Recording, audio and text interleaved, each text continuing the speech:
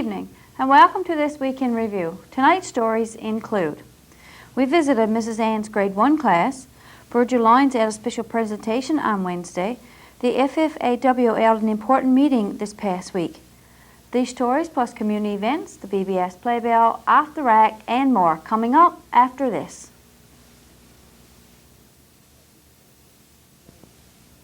Participation, finding solutions. Rosella's challenge, finding time for her daughter Letitia. As a single parent, I think one of the toughest things is whether or not the relationship that you have with your child is as concrete or as solid as you think that it is. Physical activity is one of the ways in which we have so much fun together. Rosella got some great ideas from Canada's Physical Activity Guide. What it says to me is get up off your duff and go for a walk. People get to see, how should I block in physical activity in my life? When we're out playing, we're interacting and laughing and having a great time. I think it cements the relationship. The guide will help you make wise choices about physical activity. For your free copy of Canada's Physical Activity Guide, call 1-888-334-9769. Participation says, try it. On Monday of this week, we were invited to Mrs. Ann's Grade 1 class to take a look at the buildings they had made. As a part of their science program, students learn about different buildings in communities. The students were asked to build a building of their choice in our community and were very eager to show us their finished product. Oh, my name is Christopher. This is my building. Now I use cardboard, 2 bits for the class, and my dad helped me with it. Well, the first thing me and my dad had to do was go in and look at the church. Hi, my name is Matthew. This is my building. It's called Florida. My dad and mom helped me. This is my shoe, and I made it out of cardboard. It's called Mommy's shoes, and my daddy had to look at my mommy's shoes first. And my name is Whitney Bell. It's Brandon. I made my hospital out of cardboard. My mom helped me. This is my building. Who help you? My poppy. My name is This is my house. I made it out of cardboard and you helped me. My name is Brandon. My building is the garage and my mom helps me.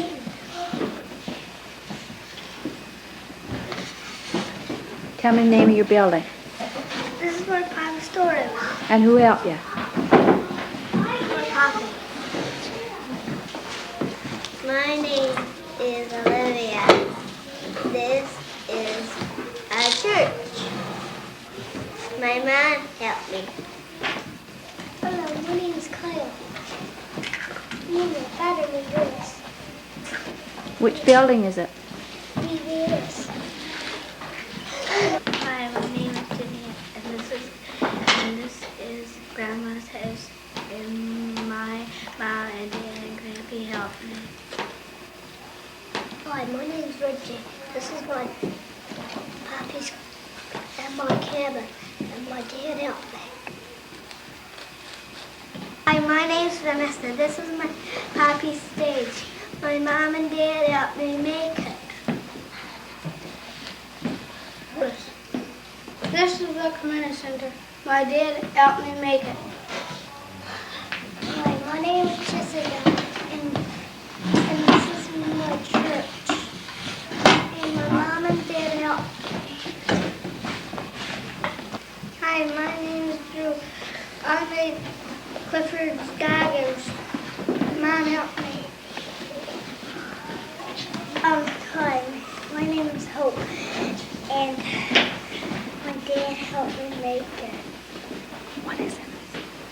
It's a church, the church I go to. Hi, my name is Shannon. This is my stadium. My mom and dad helped me make it. Oh, did I see it?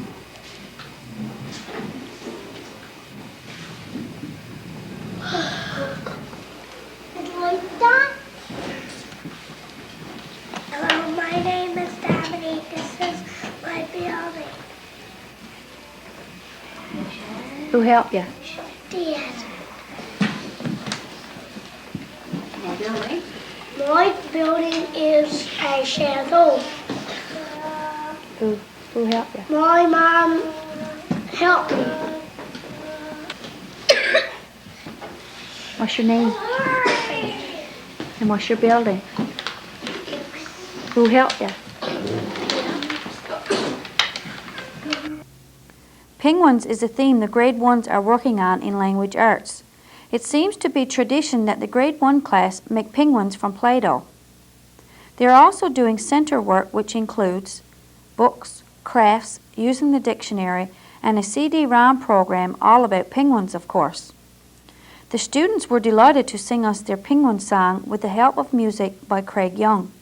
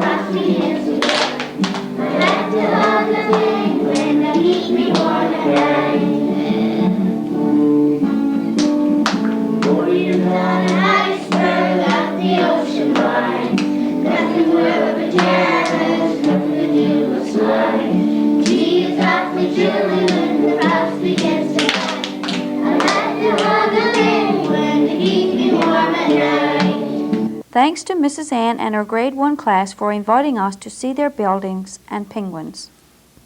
On Wednesday afternoon of this week, the FFAW Union held a very important meeting. We had an opportunity to speak with David Dicker and Edith Anderson after the meeting. We have with us now Mr. David Dicker, staff rep with the FFAW, and local president of the FFAW, Edith Anderson. Thanks for speaking with us today. Thank you. What was the main purpose of your meeting today? The main purpose of the meeting was to clarify some of the comments that was made at the forum on Saturday. And certainly there was, I believe, a total distortion of some comments that was made at that meeting by Earl. Basically it came down to a view of a message that was sent by Earl and a view that developed, I guess, to shoot the messenger. And the message was, which we all know, I think is very clear to people at this point, is that there's problems with the crab stock on the northeast coast. And science have certainly expressed major concerns over the past few days. It started about a couple of weeks ago. Certainly the stock status report was released yesterday. And basically what that says is that the problems are twofold. Some are short-term, some are more longer-term. If one accepts the view of science, then the stocks, the fishable biomass, is down by close to 50%. The problem extends beyond that in terms of the recruitment is not there for this stock. Again, I quote science. There are fishermen that would disagree, especially in different areas with that assessment, but clearly that's the view of science.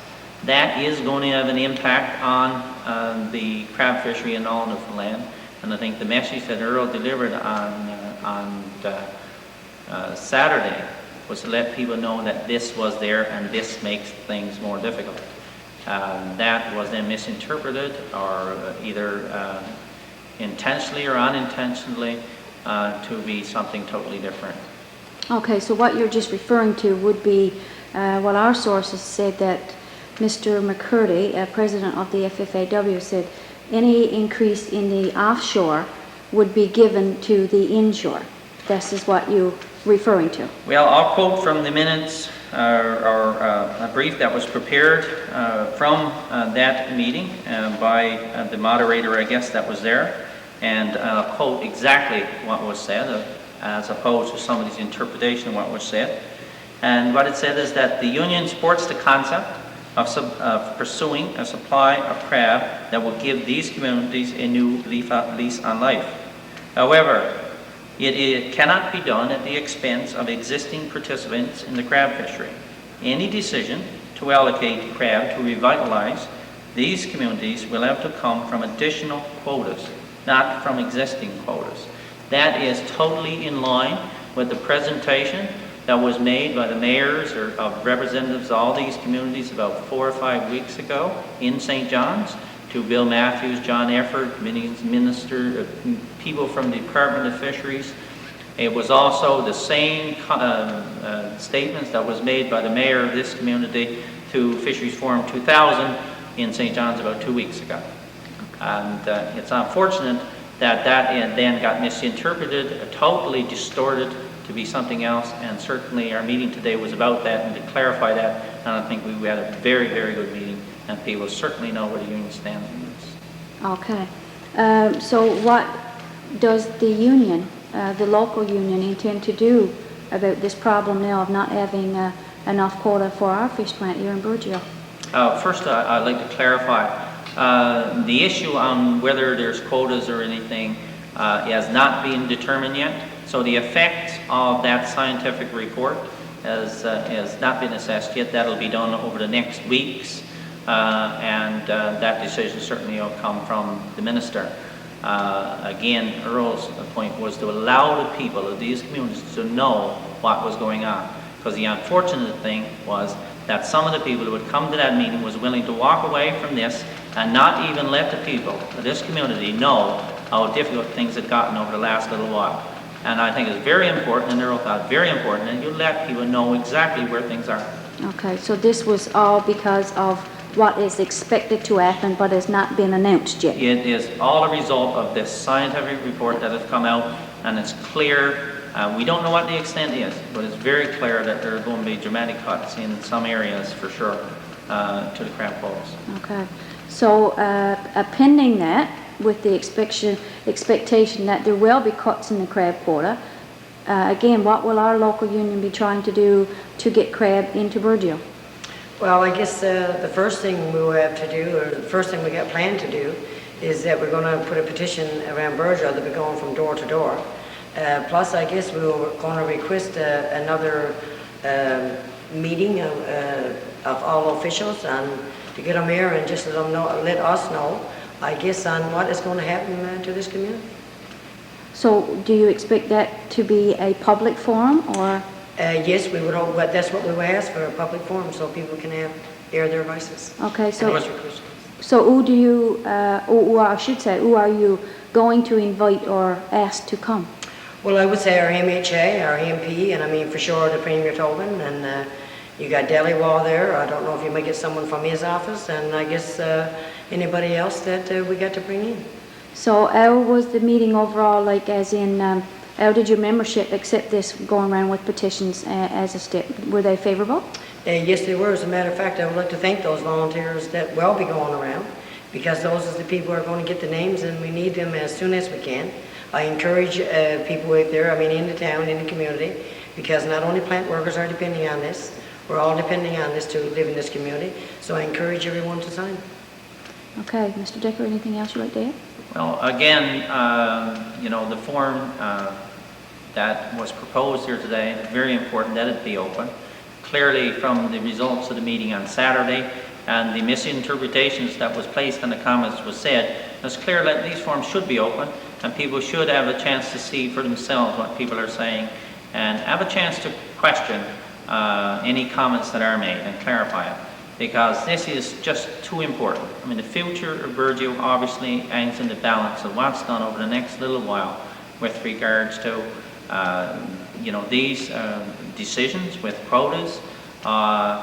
It's very important, I think, to get the people into this community, to answer the questions from the people, The Premier of the province certainly should come here in this community and address the people. It's not good enough to take committees and always go to St. John's.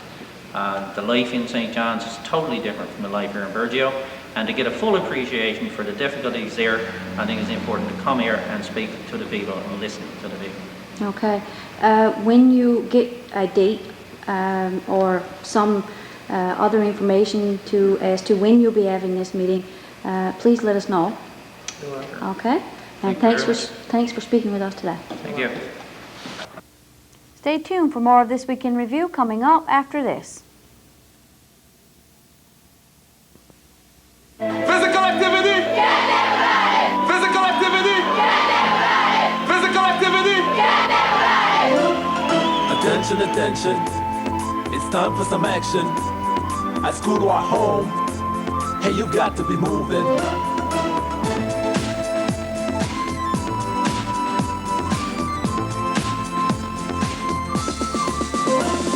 Attention, attention, it's time for some action. At school or at home, hey, you've got to be moving. Sports are here to keep you in shape, and enjoying good health is not harder than playing.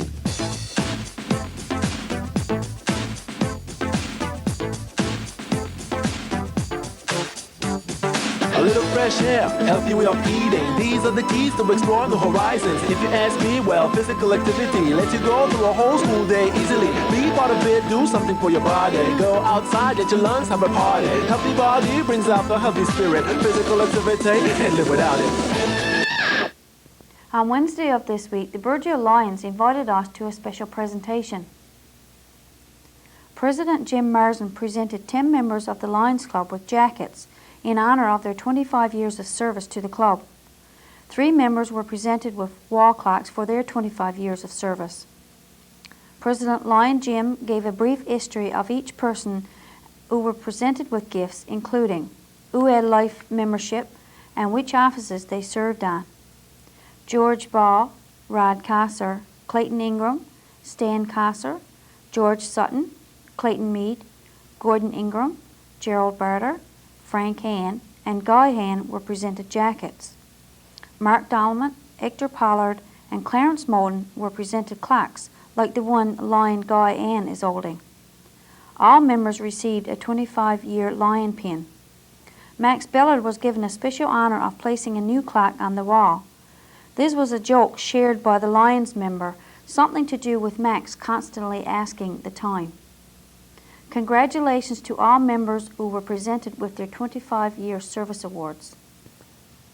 The local Ultramar gas station has installed self-service in an effort to bring down soaring gas prices.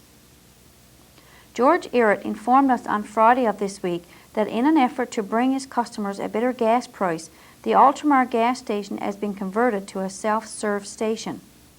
On Friday afternoon, the prices dropped to 85.9 cents a litre. Mr. Irrett also informed us that his station will be having promotional draws for caps and club bags during the coming month. We also spoke to Mr. Ingram about the price of gas at the Irving station. He informed us that the Irving station can offer the same price as a self-serve station because they were approved for self-serve some time ago, but due to the disaster with the Foodland store, plans had to be delayed. We also visited Escott's Marine Centre. Mr. Iscott informed us that he too had reduced his gas prices to match the self-serve prices, but was still offering full service. As long as the other stations put their prices down, he will follow suit. Some residents feel we may have a gas war on our hands, much to their delight. Stay with us for Off the Rack, the community events, and the BBS Playbill, all after this. Participation, finding solutions. Larry's challenge, effectively managing his weight.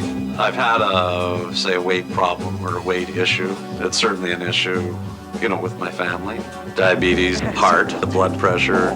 Larry gets encouragement from Canada's Physical Activity Guide. I think it opens the door to saying, go for a walk. That counts too. Larry learned that physical activity doesn't have to be hard work and exercise. It can be fun times with friends. Physical activity is one of the tools that makes you get out, do something. It's fun. It's something you do with people and you feel really good. Oh, good, thanks, kid. These are great moments. Larry's right, and the guide can help you too. For your free copy of Canada's Physical Activity Guide, call 1-888-334-9769. Participaction says, try it. Off the rack. This week as we scanned our tape rack, we came across a tape of the Matthew as she makes her way up the reach to the fish plant wharf. Let's look back to July 1997.